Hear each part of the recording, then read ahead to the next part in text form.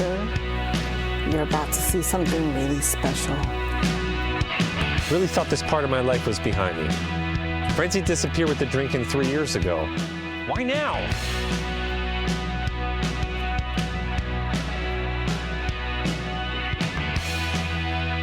This makes no sense, and I'm right on the verge of freaking out. Back from your life. These people can be animals. What you burn. Thingy's out.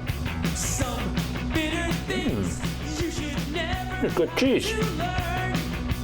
Wallow through the days. Remember, cosplay's not consent. So here's to me. Congratulations, me. Yay, me. This would all be so much easier if I was hammered.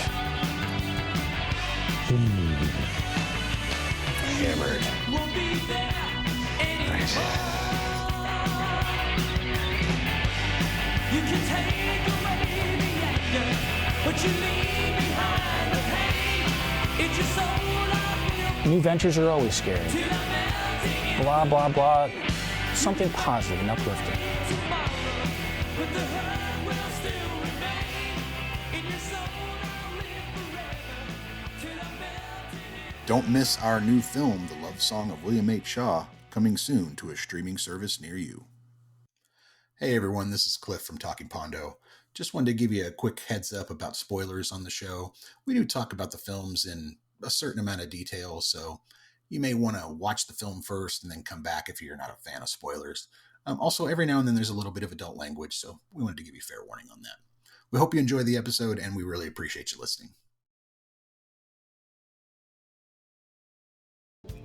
Welcome to Making Pondo and Talking Pondo. Talking Pondo is a podcast where we pick out 2 movies each week and talk about them in detail. Making Pondo is a podcast where we talk to people we've made films with and we discuss all their experiences on set.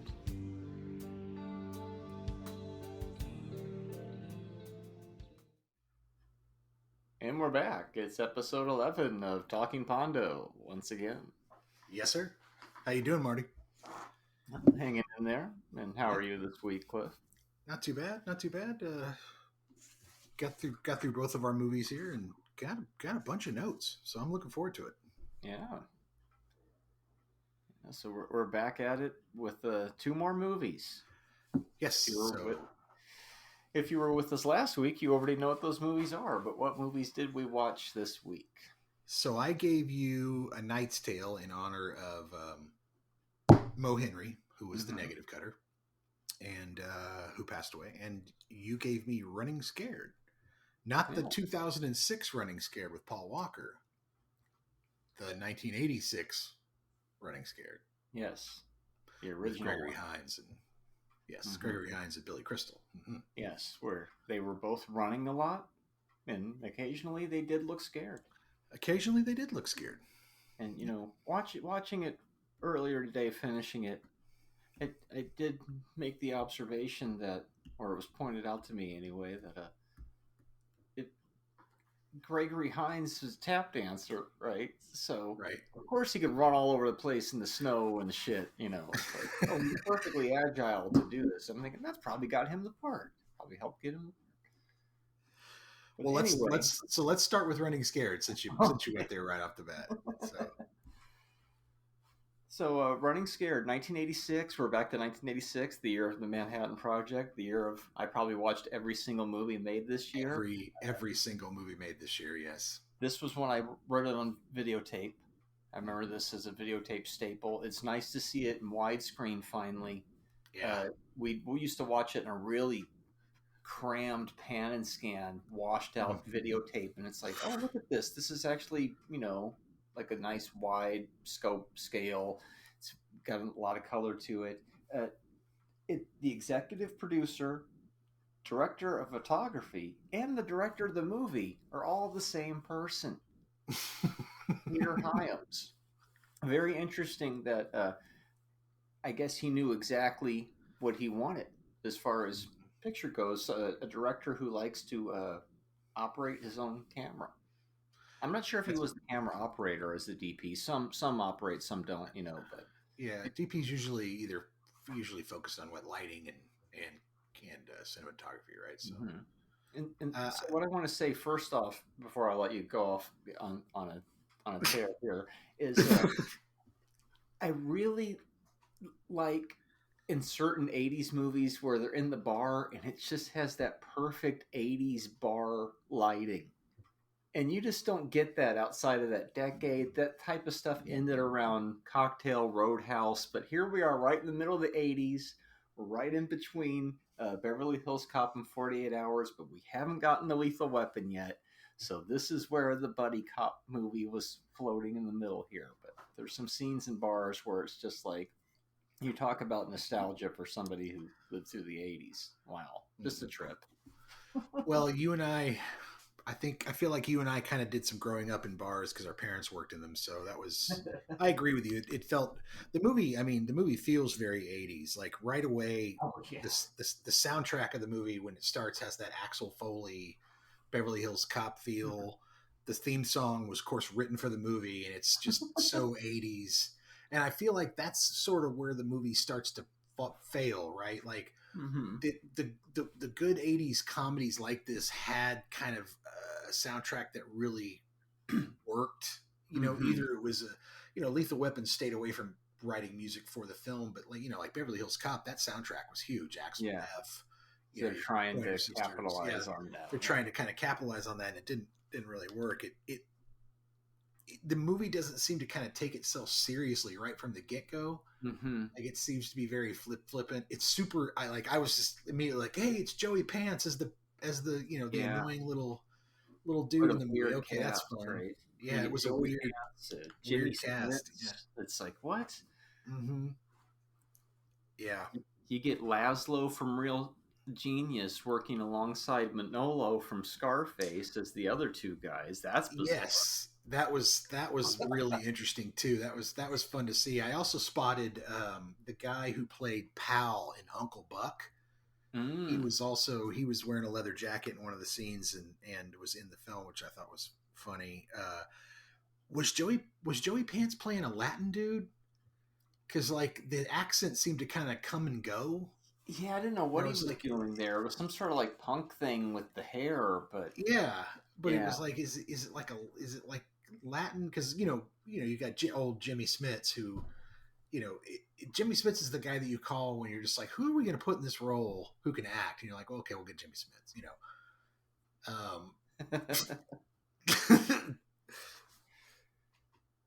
Yeah, it's just drowning in 80s tropes that, to me, actually, because I watched it about a month ago, now watching it a second time a month later, I'm noticing even more of all. It hits almost like a bingo card of every 80s cop trope.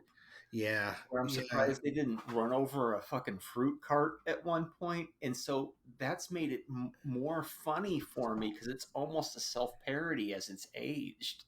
Where it's like you would point at this like Tango and Cash of, look how perfectly 80s this is. Oh my God. We'll get to Key West soon enough, but... Yeah. One of the dudes trying to mug them has like a literal zip gun. It's just like a piece of wood with a pipe on it, right? And that's the one. The other dude wearing the leather jacket mugging them. That's Pal from you remember Pal? Pal's the one who tries to pick up on his niece at the bowling alley. The dude with the toothpick, the gross dude with the toothpick. That's him. It's a series of trailers that are strung together. Like it's got all these, calling all cars and the punch in the face. It's just, it's so shot for the trailer to a certain extent, in my opinion, that I don't know. It didn't have a lot of story tying it together. Oh no. I have a hard time telling the plot of this film. Yeah.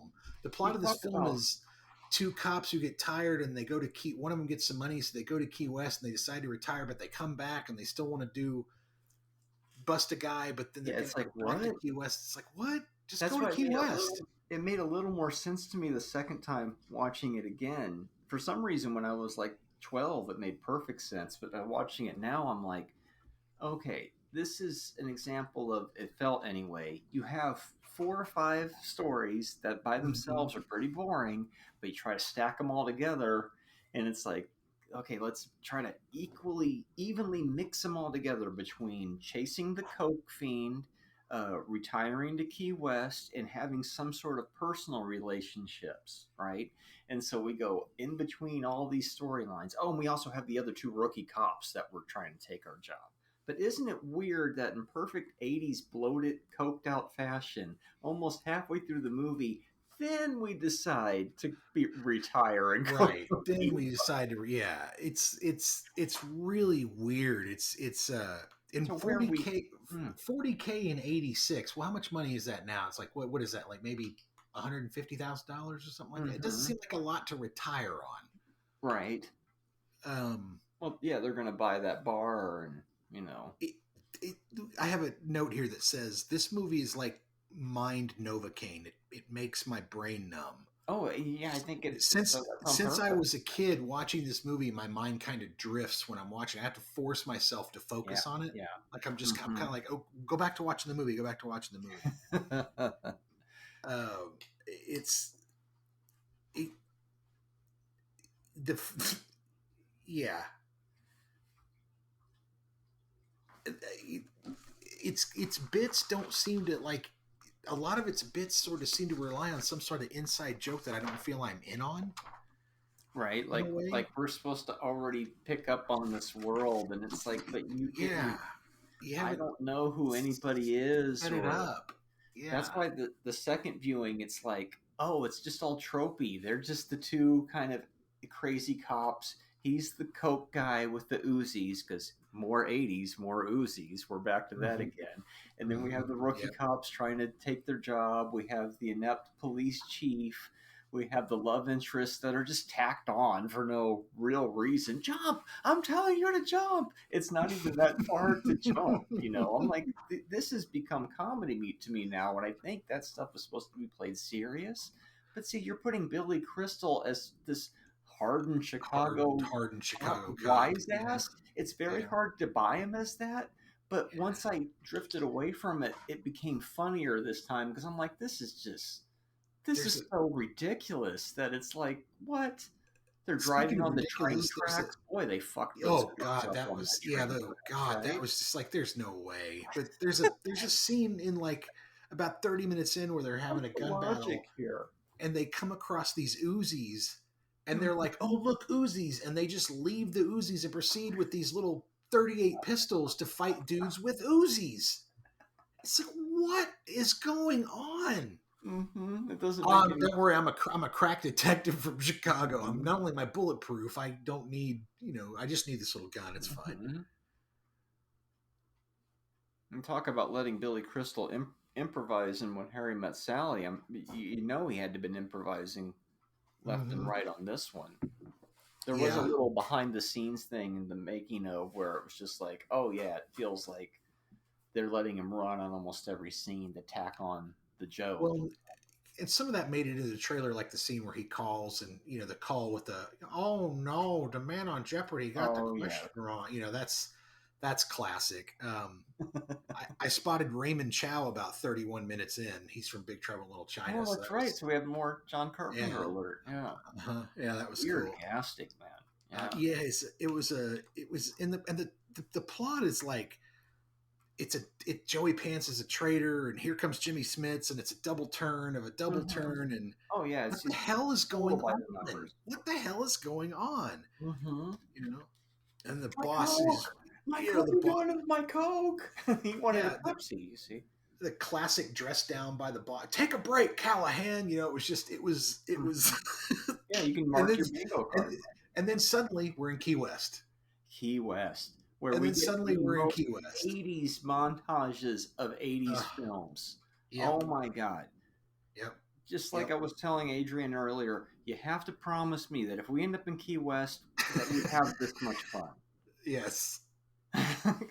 Oh my God. Why this is a separate movie has been thrown into the middle. When you could stop a movie in the middle of an 80s film and have your 5-minute montage sequence. Wow. There was a line in the Key West sequence where Billy Crystal and Gregory Hines asked that girl, "What are you guys doing?" They're like, "We're watching the sunset. We do it every day." And then we applaud. or some shit like that. And my wife and I went to a restaurant on the lake one time. And it was a pretty nice restaurant. And we sat down, and it was about kind of coming on to sunset. And the lady, we had drinks, and she brought our appetizers. Goes, just so you know, when the sun goes down, we like to applaud. And I was just like, that's the weirdest thing I've ever heard in my entire. Both of us, my wife and I, looked at each other like, what? And they did it, and it was so. It was just like, I don't know. It felt like we were in a cult or something. So we just kind of had our apps and then just got a check and just dipped out. Like, I'm good. That's kind of weird to me. We got a Michael McDonald theme song in there. Yeah, that's the song I heard at FedEx this week, and I'm like, I'm literally in the middle of watching this movie. I guess maybe the music hadn't been completely forgotten about. Yeah. And Unbelievable. a cop buying a bar. I mean, that's a classic trope. Oh yeah, like you said, just a classic trope. I mean, doesn't it feel like the pacing is all weird? Like, shouldn't you introduce some of these elements earlier? But they were trying, but they had too much to cram in. Right? Yeah, it works, but it doesn't because it's just a programmer in a way. Yeah. Yeah, it felt like an Elmore Leonard novel that got out of hand. Like and it's a halfway movie. Yeah. Oh my God. Halfway into the movie, I was just like, "Woof." The movie's probably 15 minutes too long. Oh yeah, it's pretty long. What is it, like an hour 45, something like that? Yeah, it's an hour 48, 49, something like that. And that's pretty long for this film, in my opinion. The unmarked car being spray painted, that's iconic. Oh yeah, that's very iconic from this film. One of the things I remembered, along with the kid flipping him off, and then he opens up the door. Yeah, like, yeah. I'll blow Smith and Wesson. That's good stuff. Yeah, and again, Billy and Greg disarm a room full of bad guys with 38s, and it's just like, what is this? I mean, it's unbelievable. This is also back in this is before Lethal Weapon, where you all a cop had to do was just go, I'm a cop, and they would just be like, oh, we're caught, guys. Throw your hands up. And then these movies kind of shifted into, oh yeah, who cares if you're a cop? Kill him, So does this owe more to 48 Hours or Beverly Hills Cop, or is it kind of like an even? See, I had a note here about Beverly Hills Cop, and one of the things I wanted to say was Beverly Hills Cop did a really smart thing and dumped the partner or the friend early on. If you remember Jeffrey. Early on when he gets chewed out by the boss and Jeffrey, shut up, Jeffrey, this is none of your business. He doesn't bring Jeffrey with him to LA. He goes off by himself, and that's why the movie I think was successful. And this movie also was endemic of a lot of movies from the 80s where they put two comedic stars together and they just couldn't get a good script because either because I don't know, maybe one didn't want to play second fiddle to the other or play the straight man. But Gene Wilder and Rob Williams, or Gene Wilder and Richard Pryor. Richard Pryor were in a bunch of movies together, and they were all kind of flops. Pretty much. They weren't great movies. Silver Streak, Stir Crazy was their one big hit. See No Evil, Hear No Evil. And then there was another one. That was in the early 90s. I can't remember the title, but that one didn't go over very well. But I mean, you could probably dig in and go look at Chevy Chase and Dan Aykroyd tried over and over again. Spies Like Us, and all these others. And, Spies Like Us is kind of a cult classic, but it wasn't financially or economically a success, box office success. So did Running Scared do well in 86? I feel like I remember it seemed to be in the theaters for a while. I have no idea. See, this is just me watching it then, because I watched everything at the time. But it's also that's the time where a movie like that could go to the theater, probably be a moderate success, and then go to VHS and make all of its money back and then some more. Plus it would go to cable first, right? Yeah. Oh, this was on cable a lot. This is one of those movies I'd probably seen 50 times before I even met Clif. Because you just couldn't help it. It was on TV constantly in 1987. there's no cost on it, but I mean, it made 38 million in the box office, so it did seem like it did pretty well. Oh, he did And all I right. think that's definitely on the. I mean, Billy Crystal was getting very big at the time, so Yeah, he was hot off of his SNL run at that point. yeah, I could have done without seeing Jimmy Smits in bikini briefs. Honestly, it Oh was yeah, not throw me your something that- pants. Yeah. yeah, it was not something I really wanted to, you know. You know, didn't they try to make Adam Sandler like an action star after he was done with SNL as well? Wasn't there like Bulletproof or something? Yeah, they tried to, with Damon Wayans, and that didn't work. That's what I'm talking about. And it was one of the things I thought while watching this movie was Because look, Eddie Gregory- Murphy SNL, Yeah. bro. Yeah. Gregory Hines did a good job, but what if you had given Billy Crystal somebody a little more solid of a cop to play against, right? Like maybe somebody, you know, like again, where you get to the Riggs and Murtaugh type of thing. Mhm. I couldn't help but wonder what kind of a different movie it would have been. And then that's the following year's action Christmas movie, Lethal Weapon, because Running Scared is also a Christmas movie. Mhm. Yeah, and bringing in the replacements to mentor them and all that was just it was just weird and kind of muddy, Yeah. but it also seemed like an easy, obvious, like, oh, we'll need help in the end, so we'll have these guys show up. Because we don't hear from them for the rest of the movie till the end, till where they're like, you're holding out on us. Where are you guys going? You know? Oh, it's so uneven. They're not there in the beginning. And then the snake part is over midway through. So it's like these elements that you think if they were all more evenly dispersed, probably a result of the script not having enough time to be fine tuned. Yeah. But I'm just speculating. You commented about how the way the movie looked. I didn't like the way the movie looked. I don't necessarily like its look, Yeah, but I it's didn't a like its weird look, nostalgic look where movies don't look It's very like that true. anymore. It's very 80s look. Like I could see very somebody true. trying to replicate that, but you can't get that. I mean, it feel. felt like I remember when it felt like that kind of. it felt to me like when I remember watching movies in the 80s, they didn't look like that. They looked like Back to the Future or you know, well, that's another 80s you know, look Last too. Starfighter, that type of thing. But like that you Chicago that film filmed in Chicago on the equipment it was filmed on felt like early 80s, late 70s. Right. It just Well, see, that brings me to another point. 1986, the very last of that type 70s filmmaking, because 87, RoboCop. That's my delineation right there. When it's like by the time we get to that, we're on proto 90s filmmaking. But here, it's the end of the line for that. As far as you can take 70s filmmaking before it's Lethal Weapon time. So another weird footnote movie.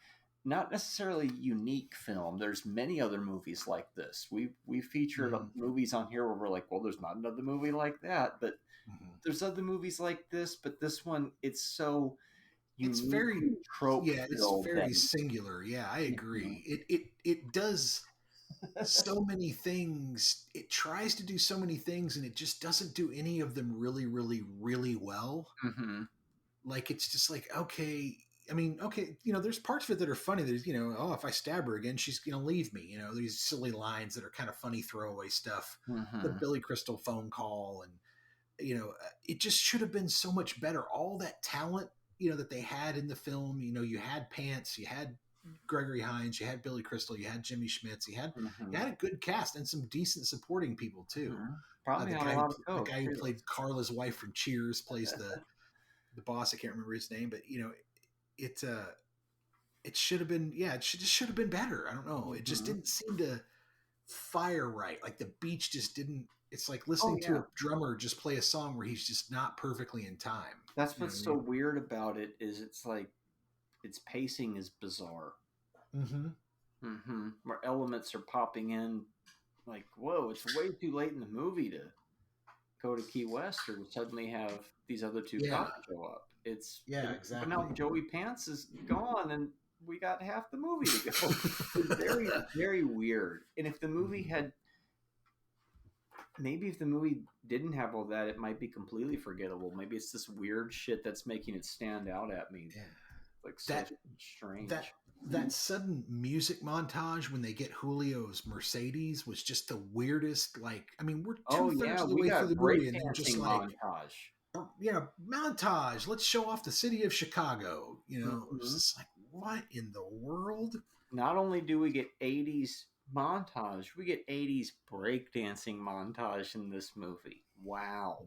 Yeah, gotta go. Final Jeopardy's on.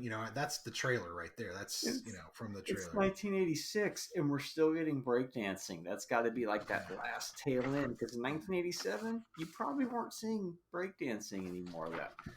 Well, and then third act suddenly, the ex-wife is abducted. Yeah, it got real. Now Uh-oh, there's it got ice real.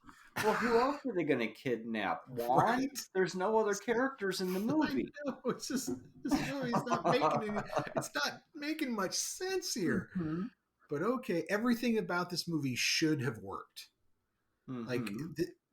this is that 80s buddy comedy they tried to do so many times with different stars. Yeah. But all the pieces were in place. You had the talent. The guy, the director, I can't remember his name, Peter Peter Hines. Hyams. Yeah. Yeah, he directed a fine film. It's not a lack of direction. It's just beats. Like everything's the script's just a little off. It's a little too funny. It's a little too winky wink at itself, and it's that typical mid 80s, not quite great. And not to try and tie it to what we've ever done, but we've had that problem of being a little too wink wink nudge nudge with our jokes, like where it's like I don't get it. It's not, well, it's funny to me. Well, it's not funny to everyone else. Right. You know what I mean? Yeah. Let's see. Gregory Hines just walking up a glass building at the end during the action sequence. He's got his Spider-Man skills. Yeah, out he's of just, nowhere. suddenly And he's the just popped motorcycle up that with he his busts out where he's Batman. Yeah. My Coke. I loved Jimmy Smits screaming "My Coke" over and over again. And that there's was no repercussions for these things. That was probably the loudest I laughed all movie, was just hearing him scream "My Coke," because I imagine that's what a lot of them screamed during the filming of this was "My Coke." My Coke. Right, I'm sure that was the line on set that everybody was repeating. Like earlier when they're driving on the train tracks, right, and they destroy the car, and they're driving the car around like it's supercar and shit. There's no repercussions for anything that they did. It's like, he's already gone. Where do I sign for it? Hand wave after hand wave. Just hand wave after I'm not going to give you 40 kilos of Coke. Oh, well, just call the captain with no paperwork and nothing to sign for it, and I'll just show up with my partner and take those.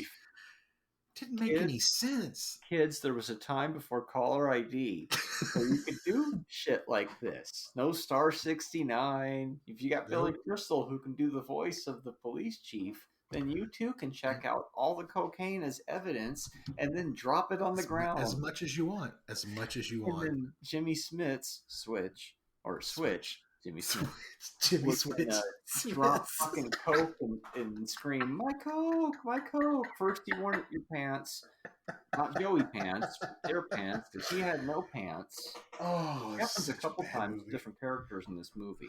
Which is also the next movie has some no pants going on too, but we'll get to that in a second. We'll get to that in a second. Coke, my Coke. My Coke, my Coke. I will say the last shot of him dead coming down off the escalator, laying down, that was, I imagine the director was like, and this is the end of him. Here it is. And everybody was just like, thumbs up, green light on that shit. Let's do it. And freeze frame on the laugh, which is, you can't get more 80s than that. And, hey, you guys want to buy a bar? We got a big house. This is what we're happy at, But we're like, we can't own a fucking place in Key West.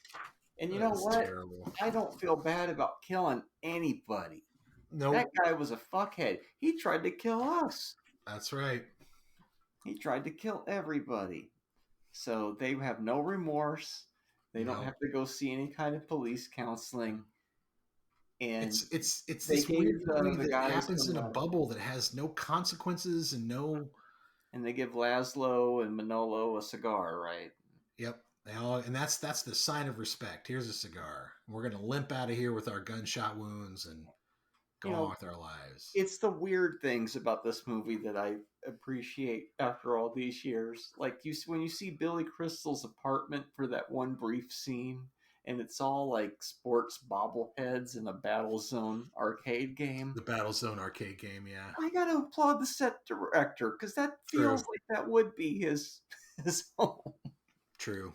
It doesn't necessarily make a good movie, but I have a bunch of weird little observations here. This definitely gives me old house vibes. The old house on the west side is where I saw this a million times. I feel like Cop Out owes a bit to this one. You know, all the Sean William Scott in the back seat, and they're like bopping him in the head. And I feel like Kevin Smith must have watched this one more than once. Yeah, I wouldn't be surprised to see him nod to that. Yeah. And of course, your post 48 Hours in Beverly Hills Cop, the pre-Lethal Weapon. Let's see, more 80s, more Uzis, more Christmas. Because Night of the Comet had Uzis, 80s, and Christmas, just like this film. I don't know why these things happen. We're only 11 episodes in. Uzis were the de rigueur gun of the 80s, along with the Ruger Mini 14 that the A-Team used. Mm-hmm. You know, this is before the AR-15 was made, by the way. Or at least before it got super popular. Stephen Bauer was way different from Scarface with his Michael McDonald look, where it took me a second. I'm like, oh shit, that's fucking dude from Scarface alongside dude from Real Genius. You know, I thought you'd get a kick out of Laszlo as a cop. You know, it's just I can't remember him being in a lot of other movies, so it was fun to see him. Yeah, it's like Grimes, right? Timothy Carhart spotting, right? And kids, before smartphones, we had tape recorders. Oh yeah, well listen to this. Hey, you're under arrest. Bang, bang, bang, bang, bang, bang. They had the tape machine and shit. So the weird how that device was in movies back before, you know, they do it now. Everybody's got a fucking smartphone. And speaking of which, that was a big ass cell phone. I could not help but laugh just at the size of the car phone. Yeah, the Motorola car phone. When they're talking about, it's like, oh my god, that thing looks, it's gigantic. Mm-hmm. It's amazing how far we've come with that stuff. Let's see. The little kid flipping off. Never forgot that scene for some reason. Oh yeah, I love that. Breakdancing. That rope stunt at the end. It's probably the best part of the movie. When you see the person rappel from the ceiling and that that big ass girl. That's a good one. I was like, holy shit. And then I realized we're only 11 episodes in, and this is the second violent Christmas movie we've had. Stay tuned, shooting folks. up Christmas decorations again, like in Violent Night. Yeah. Just weird. Just an observation, like the guy in Dazed and Confused says. So, why don't you observe while I punch your fucking teeth down your throat? So, if you're looking for stairs and running up and down stairs, that's this movie. If you're looking for jousting scenes, a lot of jousting scenes, that's the next movie. That's the next movie. Coming right up, guys. You want stairs? Stairs. This is the movie for stairs. This is not the movie for jousting. That's right. A Knight's Tale. And by the way, no stairs in A Knight's Tale. No stairs in A Knight's Tale, and no jousting and running scared, although it could have benefited from some. I'm going to say, what am I going to say for running scared? You know, realistically, I'll say 2.5. 2. 2, yeah, I just have a little bit of a nostalgia bug for it, to where it made me smile too much to give it just a 2, because it's just so damn silly.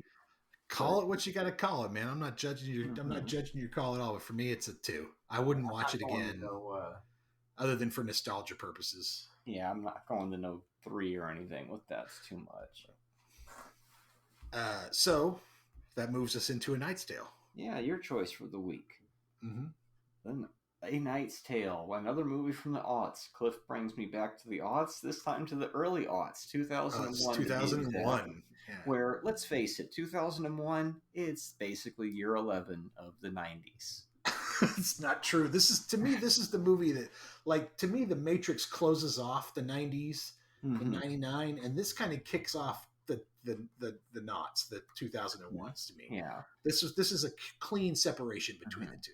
To me, it's a watching it again, especially much like Grosse Point Blank, being away from it for many years and then coming back to it, it's like, oh yeah, this, while vastly superior to a lot of the films from its time, it's that aughts teen angsty Yeah. tweenish film, but very much ahead of itself.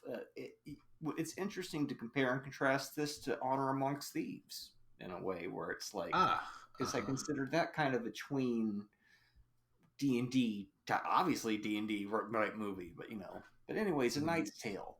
A Knight's Tale. Regale us with what this movie's about. So a young squire, his knight that he's in service to dies, and he and his friends decide to create a new identity and compete in tournaments of jousting for riches and glory. And this is happening in, like, I think the 1300s or whatever. It's a super anachronistic movie. Oh, yeah. One of my notes early on is, my first note is right away, what a great cast. Like, yeah, once again, good casting. Yeah. Oh, Jesus, dude. You've got Heath Ledger, Mark Addy, Paul Bettany, Alan Tudyk. And Alan Tudyk, I'll say it from here to the rooftops, is one of my favorite actors of all time. I think he's fantastic. Paul Bettany is another favorite of mine. Mm-hmm. Mark Addy's Addy's great. Before Vision. Yeah, years before Vision. But we start this. It's a sports movie. Like, in the end, it's just a sports movie. It's like it's a football movie, and what was the big sport during the 1300s was jousting. Makes sense. And we start the sports movie off by having a knight having a stroke while taking a shit and dying, which is an interesting way to start a movie. But right? it also lends to some great humor of, Alan Tudyk literally beating a corpse and screaming at it, which is hysterical. Like Dragon Slayer, dude dies like immediately in getting in the movie. Yeah, exactly. But then, you cut to that scene in the lists, or the place where they joust, and the Queen music starts, and you open the movie with this Queen song, you end it with an AC/DC song, and if you don't buy into that right away, if that's not your thing, if you're sitting in the theater going, this is stupid, well, just check out of the movie for the next 2 hours, because you're not going to enjoy it at all. Let's jump into that. What is probably the thing it's most known for is it's a whole movie of anachronistic music, while some movies would have one scene where they put the one song. It's like, oh, isn't it funny that we're putting this in? This does a whole movie of it, and it does it years before it, and it does it in a way that I think is a lot more clever. Not every song works, I don't think. No, but it's super effective. It's super effective. Let's talk about Lowrider. That actually worked. I thought it's great as a training montage with him riding the horse. It's fantastic. It's really great on that one. I can't remember some of the ones that. The David Bowie song worked very well. So Heath Ledger actually, he suggested that song to Brian Helgeland. I know a little bit about this film because I watched some behind the scenes back in the day about it. But yeah, during his interview with the thing, he said, I was the one who suggested, we were looking for a song for this dance number, and I suggested Golden Years. And so I would also say that the film doesn't really worry too much about being historically accurate with costumes and all that type of stuff. It's, again, you're either going to buy into it and enjoy the ride, or you're going to sit there and judge every frame of the film and probably not have a great time. Yeah. And much like Private Parts, it ends with You Shook Me All Night Long by AC/DC, which, isn't that how Maximum Overdrive ends as well? I don't know. I'm just going off the top of my head here. I hear you. Yeah. Yeah. But the music, to me, tells you to, like, right away, like, don't expect, if you're here to watch The Last Duel, which is a historically accurate movie about knights, you're not going to get it. No, that's not what's going on here. This is, like you said, it's a sports movie, but it's also the teen angst tween aughts movie mixed in with a giant anachronism movie. Once again, stacking a bunch of elements that by themselves could be successful, but now mixing them all together and creating another one of our unique films where it's like, nope, not another movie like this. There's other movies about knights, but do they feature The Boys Are Back in Town by Thin Lizzy? Yep. Probably not. and are they funny? And are they Mm-hmm.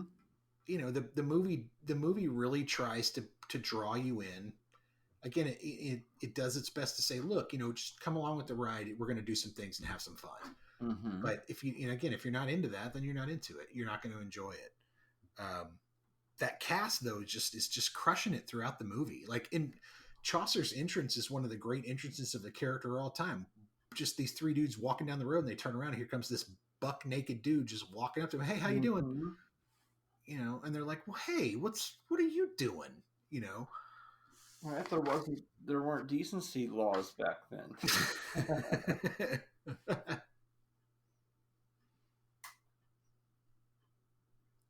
I noticed that every one of that main group had a different hair color. And I'm like, that's a nice way of differentiating, especially when they all do like that huddle scene where they look down. Right. Which makes it more a classic sports movie, which is Revenge of Zoe a sports movie? I don't know. I just realized, I think that's where we... that scene. Yeah, that shot. I think that's where we kind of, when my head stole that shot for the hug scene. Nice. In Revenge of Zoe. Mm-hmm. I think that's what I had in my head, maybe. That's great.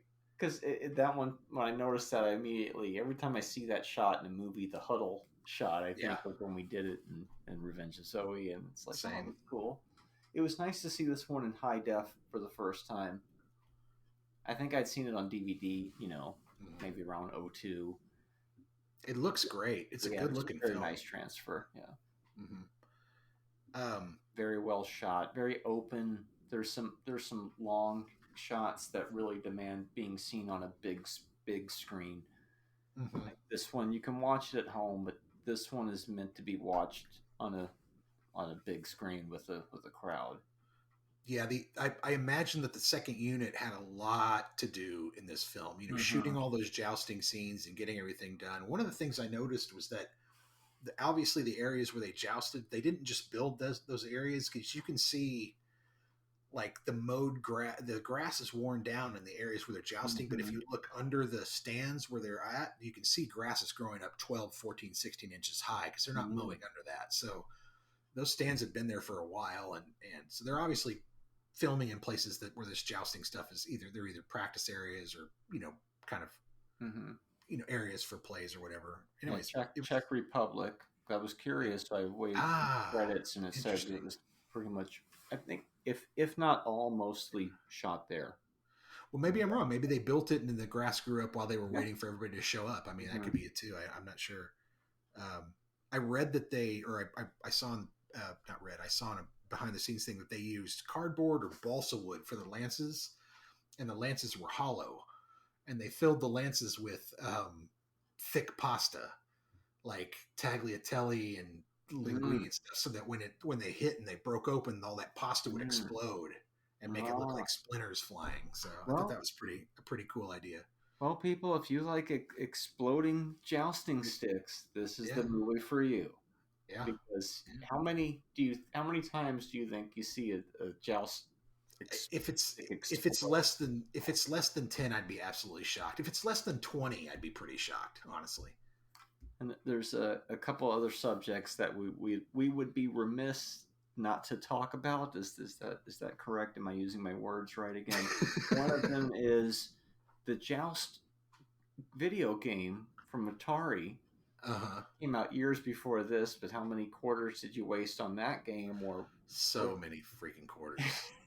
Now that was basically, you flew around on these like giant birds and knocked each other off. And years from now, people are listening to this and going, "Yeah, we've seen the Joust movie. We know," because in our timeline, the Joust movie doesn't exist yet.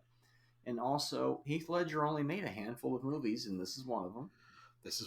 And he's really good at it. Yeah, like he's really good at it. I found myself in this movie enjoying the supporting characters almost more than I did the main characters. Mm-hmm.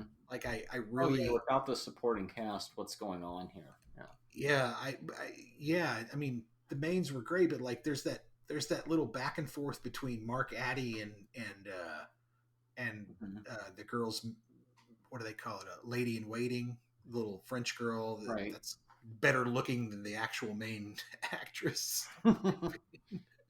But she's I was another note where it's like that's kind of like bad. Like I think the lead, what's her name? Right. Something. I don't want to mispronounce it. That's why I'm not saying it. Yeah, what is her name?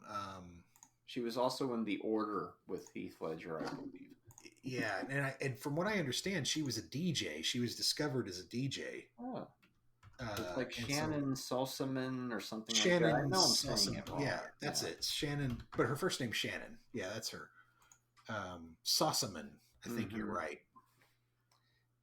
It's like...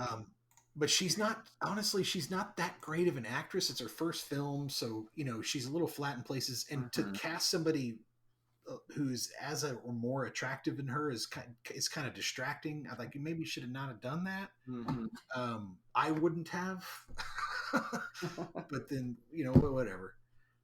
But yeah, so because it creates this whole thing of like, well, what's happening between these two? What's going on there? And the story doesn't go there at all. It would be like if Entourage was just Vince and none of his supporting cast friends, right? You'd be like, well, yeah, he has like limited personality. I'm watching to see the other characters bounce off of the world, and you're getting that dynamic going here a little bit. But going on that, what if Eric and Vince were as good looking as each other? What if they were both really super good looking dudes? Then suddenly the dynamic of that show changes a little bit, right? That's what I'm saying. It's like, it's you got to be, I don't know. In casting, I think you got to be kind of careful. Maybe I'm just being silly. Oh well, I was just I'm relating that into the dudes in A Knight's Tale. Oh, okay, yeah. Because he had his own Turtle and Drama and E. Oh yeah, I see what you're saying. Yeah, and they weren't exactly chick magnets in the movie. Yeah, no. Although they probably could have been if they wanted to play it that way. PC terms like chick magnets. I thought it was smart writing. He pulled in Simon the Summoner and Peter the Pardoner, which are actual characters from Chaucer's Canterbury Tales, and put them into the film as real life people, and then had Chaucer tell them that he was going to eviscerate them in fiction and make them, these laughable characters for the entire, history, run of history for people who read English. And right, what does Peter do? He laughs in his face and walks off, and it's just like, oh wow, you really don't get it. Like you really don't get it. Anybody who has like a little metal fist on the end of their joust stick, that guy's an asshole. Yeah, that's exactly. And it's like, what is this what is it? Allegory? What is it? Yeah. Is this a standard? What kind of metaphor? What kind of metaphor does the fist actually mean? What does the fist mean? Yeah. Both of our movies have little weird homoerotic overtones if you want to look at them that way. Key West, don't say Ned Beatty. Paired and the fist and the Knight's Tale. What did you think of the taking care of business montage? Because this film does have quite a few montages over the. That's where the music kind of pops in. That's one of the songs that it works well enough. It's not one where you go that fits perfect, but it's not one where you go, that's a little weird. Right. But nothing as jarring as Faith No More and Gross Point Blank. For some reason, that one I was just like, why is that song on right now? It's funny, but... And then, of course, enter the smoking hot blacksmith. Again, of course. Who is, in my opinion, as good looking or better looking than the lead. A lot of good looking people in this film. Period, boys and girls. It's a great looking cast. Yeah, and this is also kind of a Nexus film. Like a lot of these people went on to have really big careers. Heath was on his way. Mark Addy had a great career. Alan Tudyk's having a great career. Paul Bettany's having a great career. Right.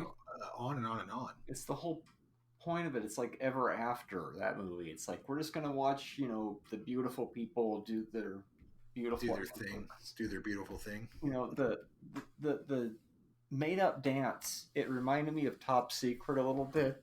So they just suddenly turning and shit. Yeah, I thought it looked really good in a wide shot. Oh yes, he's another one of those big shots where you need to see In a a synchronized wide shot. It looked really cool. When they pulled back to show everybody doing it, it looked really cool. But it looked kind of goofy in a close up. And the villain is just getting more and more pissed until he just off. leaves. But my because theory he's trying to make him uncomfortable, and it's just not working. Dude's just charming his way out of it. And my theory about the villain guy is, I don't think the dude even wants the princess, or is she a princess? Or I didn't have captions, so it's I have being no low idea. sometimes when I was watching it. I don't think she's a princess. I think she's just some girl. I'm thinking, I don't probably even royalty think or he's into her. I think he's just being a dick. Mm-hmm. I think he just wants to make everybody's lives miserable because he just gets off on it. Yeah. I liked the you remember that scene where he and Adamar are facing each other for the first time, and he's ahead by 2 lances, and then Adamar hits him in the face and knocks him out. That's a good shot. Yeah.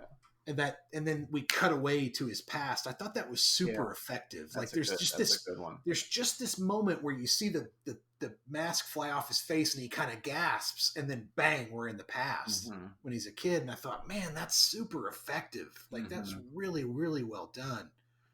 I'd love to do something like that in one of my films. There's one, and it's also a great way to go back to the past and do a flashback. So many flashbacks are just like, the actor freezes for a moment because they're thinking, and boom, There's one shot in the movie, and I'm sure you know what it is. It's where he keeps losing jousts, and they cut back to Shannon Sossaman, or Sossaman. And it's like we're gonna say Sossaman. It's Sossaman. Okay, so it's one of those classic, we're reusing the same shot, but we're slowing it down and zooming it in, and I'm just like, somebody didn't have enough coverage right there, like something only the filmmaker in me would catch. You've never noticed this just watching the movie in a million years, but I was just like, oh shit. Yeah. But hey, it was effective and it worked. Right? Yeah. It's like Andy Warhol said, man, art is getting away with it. And to me, this film is art because it gets away with it. Even with all of its weird things that it's doing. I want to do a medieval movie, but I want to put current rock music in it. The costumes are also anachronistic. Like at one point when she meets Adamar in the beginning, she's wearing like a Dior hat, Dior style hat. And I thought, man, this is really kind of cool and effective in the way they're choosing to do things. It's one of the great things about it is in the pre-CGI world, for the most part. I mean, there was CG in movies, but it wasn't as bad as it is now, or as prevalent as it is now. Prevalent. Let's go with prevalent. There's shots in this movie where you can clearly see like they should have hit each other with the joust before it cuts away, but it's that type of filmmaking where it's more handmade, and I appreciate that. Like it's more real. Like absolutely, it was all practical. Yeah, everything's practical. I mean, that's what I was saying. The second unit had a lot to do in this film. Because there was so much good jousting. It looked real. I mean, there's one point where you get that knight sliding along the rail before he falls off onto his head and then onto his back in full armor. I mean, the stuntmen on this movie really earned their pay. They've been weighed. They've been measured. And they were not found wanting because they got this film done. So I guess the armor invents steel, comes up with a new, and I love the Nike swoosh she puts on the steel and how she goes, they're like, what's that? And she goes, marks of my trade in case others, admire the armor. And they just start laughing amongst themselves like, this silly woman. Like I like some of the things this film does. I like how she's there as the armorer and the girl to keep them in check. Because there's that scene where he's losing on purpose and they're like, she just wants to be proven that her legs haven't been uncrossed for no reason. And the armorer's kind of sitting over there going, Kate, her name is, going, and kind of keeping their sort of silly bullshit in check. It's fun. I enjoyed that. And this one's PG-13, right? No, I think it's straight up R. Oh, Knight's Tales R? Because I know Running Scared is R. I'm not sure. No, you're right. PG-13. That sounds about right. Yeah. Yep. I noticed that you remember when the tavern, when they do the bet with the Frenchman, and he calls him Quasimodo and all that, and they're all that. There's country music, like country blues music playing in the background. There's no singing. But it's just like it's like it started making me laugh because I was just like, if you just put this scene in Roadhouse in the corner, it would be exactly the same. It was so funny to me.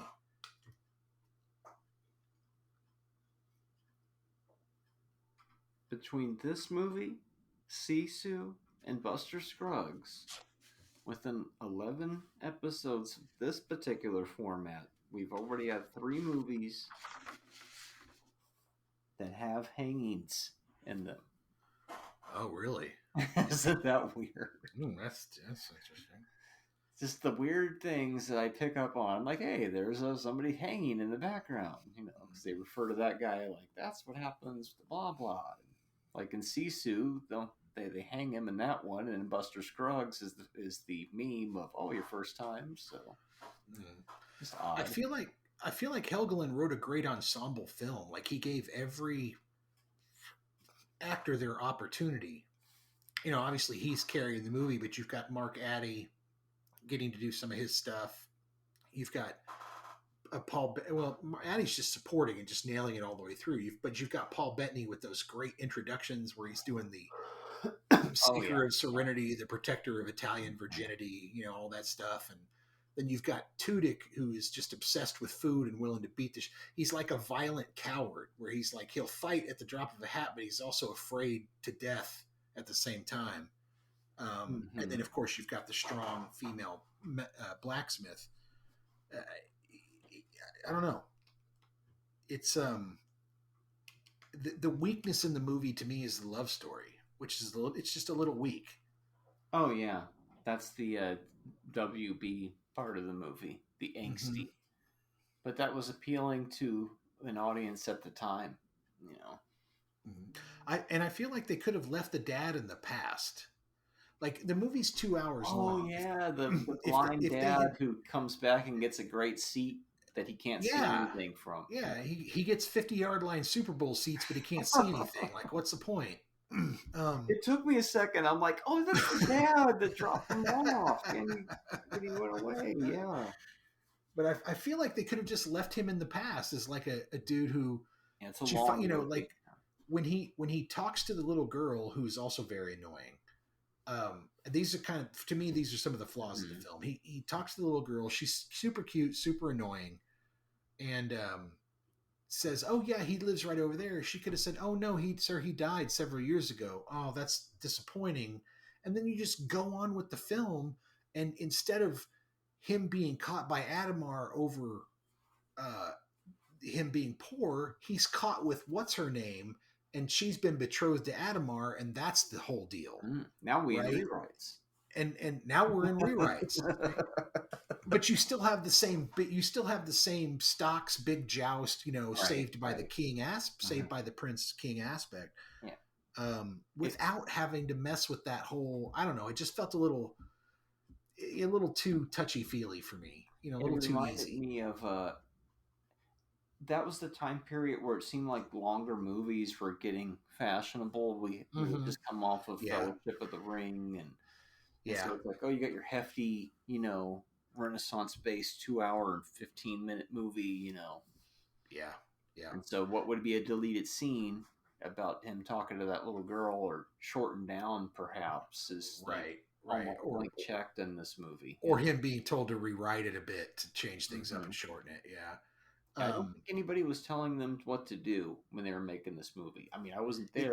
That's the vibe I get. Like they were allowed to make the movie they wanted to, is what it seems. It does feel like an indie film. It feels like it was shot on a budget, and it was a tight budget. The end without the armor is a bit much to me. It just at the very end, it just sort of loses itself. My version of the film, it doesn't have the deleted scene with Chaucer's wife. Have you seen that deleted scene? No. What's the deleted scene for me? So there's a deleted scene where Heath Ledger and Mark Addy and Tudyk and the armorer, they've all come back to the barn, and here comes Chaucer, and he's naked, and they're like, "You son of a bitch, you've lost all your money gambling." And he's like, "No, she was hungry." And they said, "She," and he points to a stall where in the hay is his wife, who's laying there naked. They've obviously just finished having sex and come back. And he's like, "Hi, I'm so and so." And they're like, "Oh, hi." You know, it's kind of it's a funny little scene, but I had to cut it for time, I guess, which is interesting enough.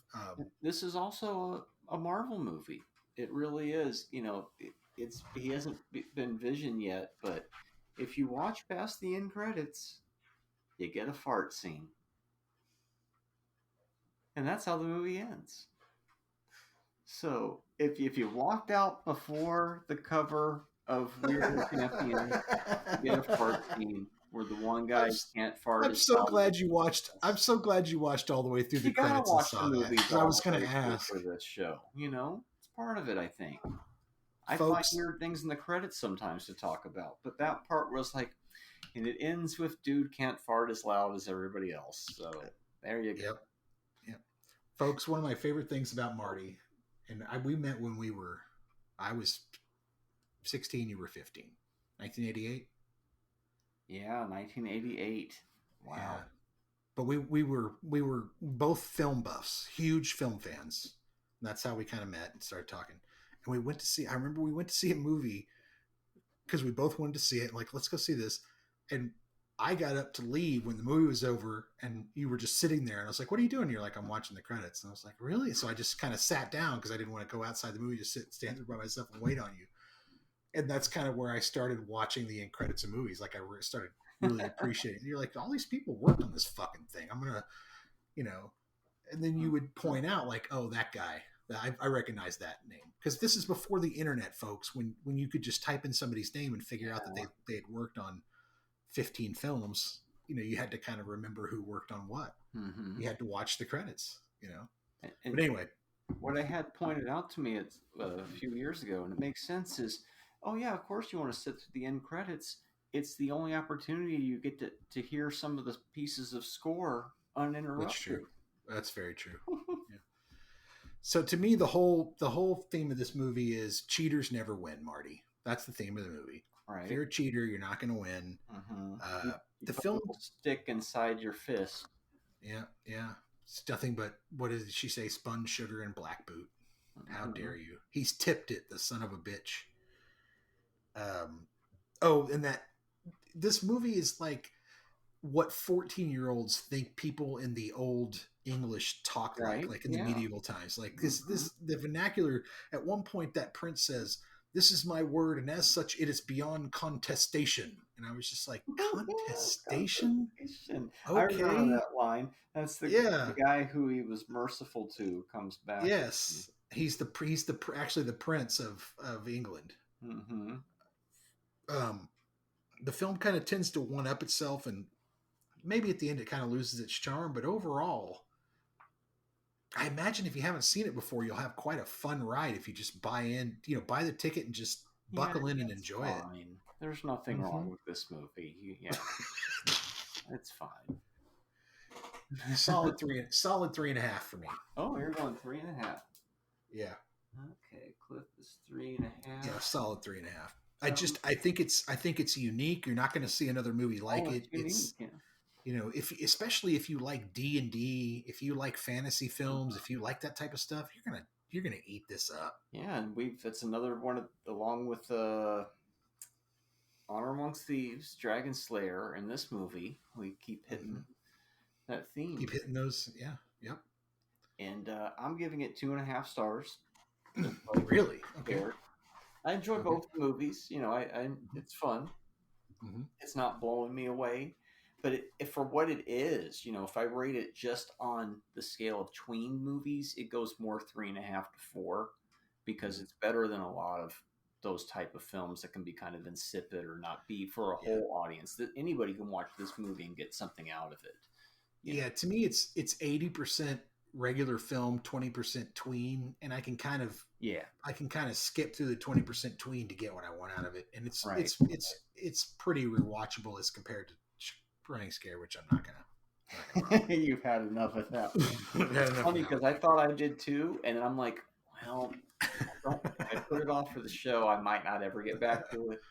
And then watching it again a month later, it sat in my head for a bit. I enjoyed it more the second time because I knew how silly it was. So I didn't expect anything from it, and was like, this is, oh my God, the bloat on this movie. Well, and you didn't get much back, did you?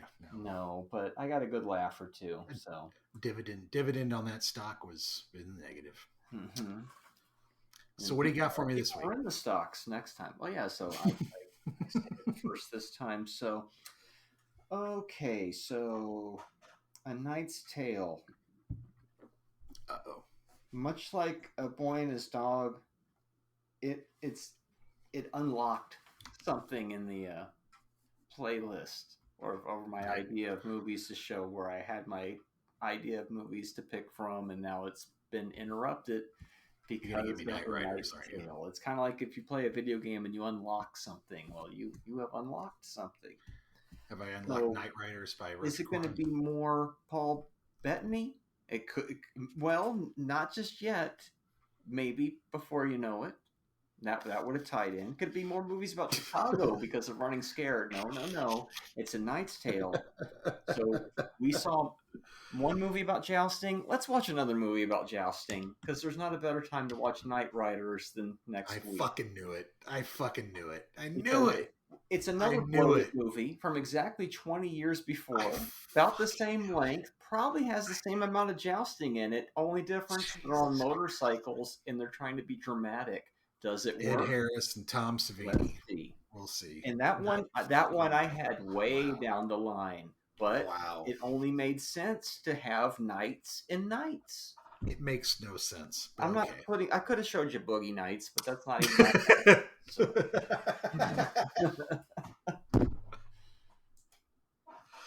All right, I'm gonna go completely out of left field, and I'm gonna bring in our first LGBT type friendly movie, Mm-hmm.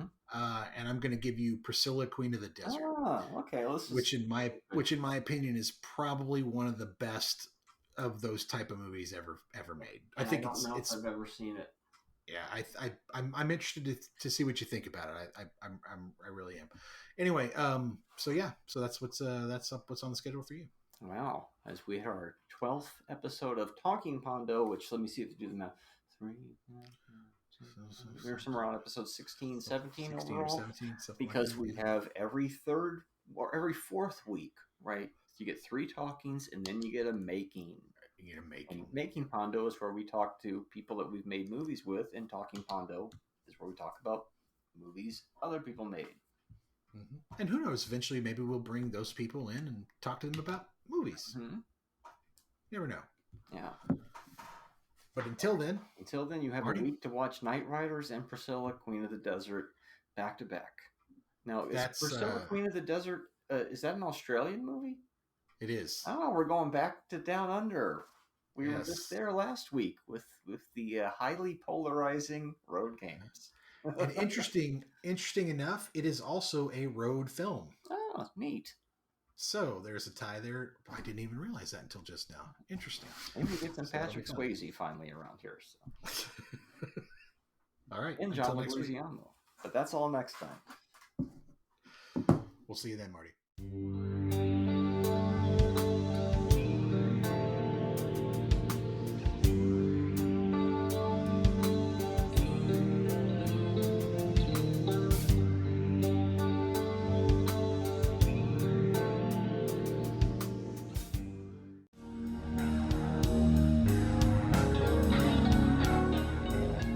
Support the show on Buzzsprout for only $3 a month. Give us a 5-star review on Spotify or the platform of your choice. And be sure to like and subscribe to our YouTube page.